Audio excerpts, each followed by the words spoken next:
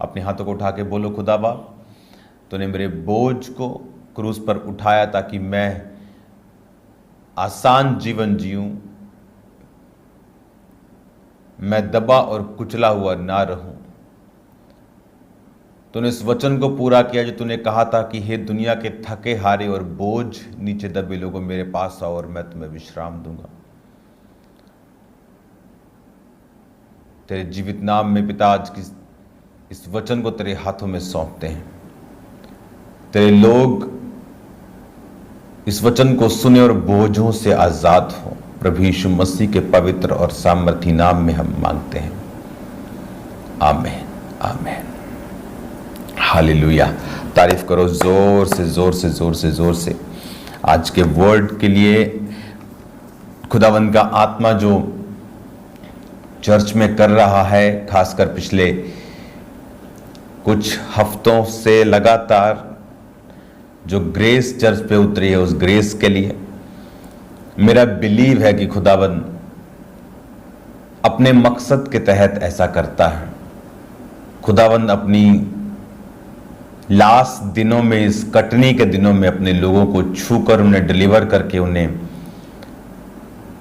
अनंत जीवन के लिए, उन्हें स्वर्ग राज्य के लिए तैयार कर रहा है। मैं जानता हूं आपकी लाइफ की ब्लेसिंग इस बात पे डिपेंड करती है कि आप लोग परमेश्वर के राज्य में रूहों को जीतने के लिए क्या कर रहे हैं। और एक्चुअल में इसीलिए परमेश्वर ने आपको बनाया है। आपके बनाए जाने का मकसद जो था वो यही था। जब परमेश्वर ने आपको बनाया, आपके साथ सहभागिता की, उसके बाद वो सहभागिता टूटी, इंसान पापी हुआ, जीसस क्राइस्ट आए और अब उसका मकसद यही है कि वो कार्य जो प्रभु यीशु मसीह ने क्रूस पे किया, हम उसको हर जगह बता सकें। अब आपको ये बात समझनी है और बड़े ध्यान से समझनी है कि अगर आपकी लाइफ रूहों को बचाने के लिए सेपरेटेड नहीं है, डेडिकेटेड नहीं है, अलगताई में नहीं है, फोकस्ड नहीं है, तो आप वो सब चीजें मिस कर जाते हैं जो खुदावंद ने परफेक्शन में आपकी लाइफ के लिए रखी हैं। वो आपकी लाइफ की मैरिज हो सकती है, आपका फाइनेंस हो सकता है, हर एक चीज, हर एक आपकी लाइफ के एंगल में परमेश्वर ने आपके लिए परफेक्ट ब्लेसिंग्स रखी हैं। एक ब्लेसिंग, दो तरह की ब्लेसिंग्स हैं। एक है परफेक्ट ब्लेसिंग्स, जहां आप परमेश्वर की योजनाओं को पूरा करते हैं और परमेश्वर परफेक्टली आपको ब्लेस करता है। एक है ऐसी ब्लेसिंग जिसमें ब्लेसिंग भी है और श्राप भी है, दुख भी इन्वॉल्व है, जो इंसान अपनी मर्जी से अपनी जिंदगी में उतारता है। उस ब्लेसिंग में, उस पैसे में दुख भी मिले होंगे, उस शादी में दुख भी मिले होंगे, लेकिन जो खुदा की ओर से आता है उसमें वो दुख नहीं मिलाता।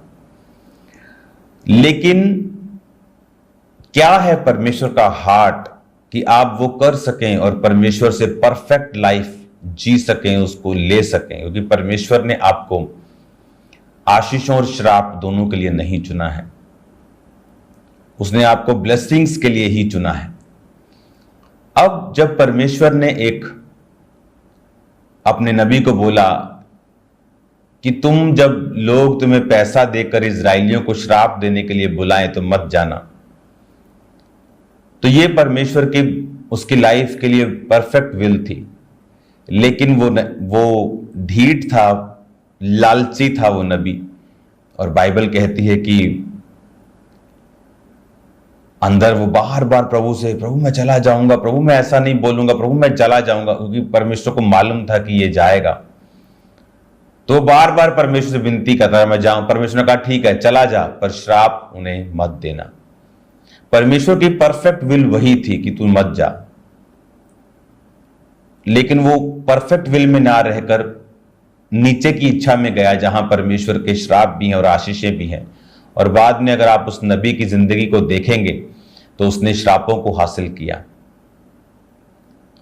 परमेश्वर एक जेंटल परमेश्वर है, वो आपको फोर्सफुली हिट नहीं करता किसी भी काम के लिए, पुश नहीं करता किसी भी वर्क के लिए।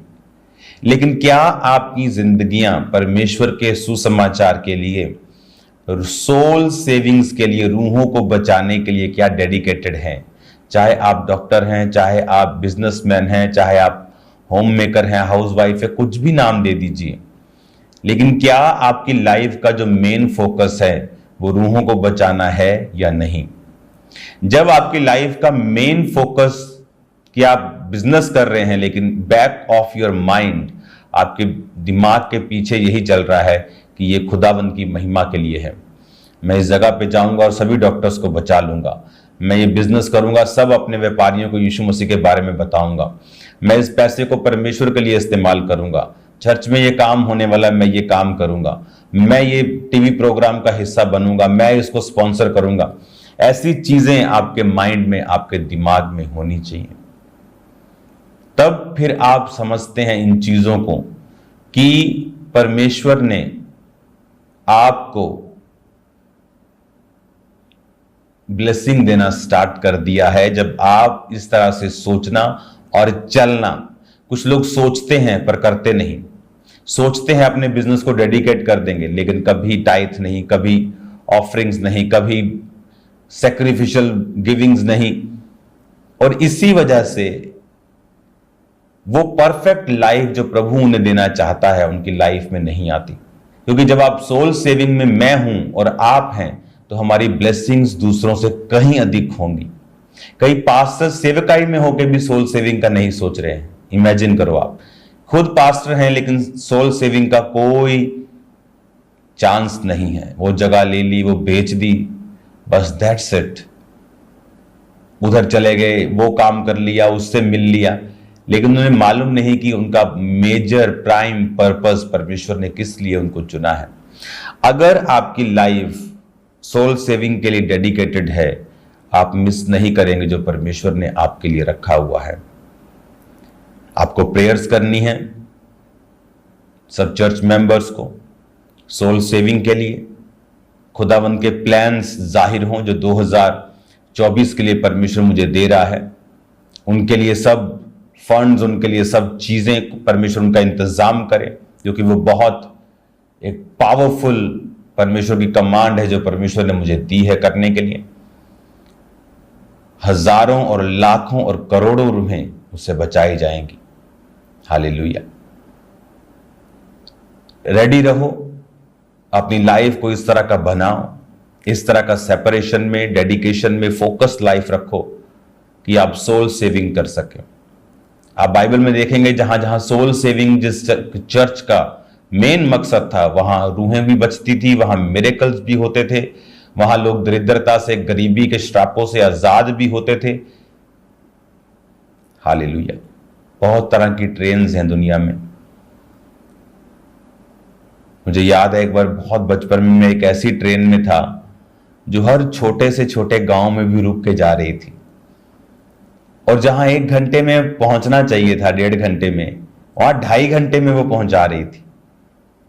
क्योंकि ट्रेन में फर्क है। और अगर कोई सुपरफास्ट ट्रेन जाए तो सिर्फ 35 से 40 मिनट लेगी, एक नॉर्मल ट्रेन जाए तो 1.25 घंटा लेगी, 1 घंटा लेगी। लेकिन अगर पैसेंजर ट्रेन उसको बोलते थे वो जाए तो वो 2-2.5 घंटे लेती थी। आज पता नहीं वो चलती हैं ऐसी ट्रेन के नहीं, लेकिन उसी तरह से चर्चिस भी हैं, उसी तरह से लोग भी हैं।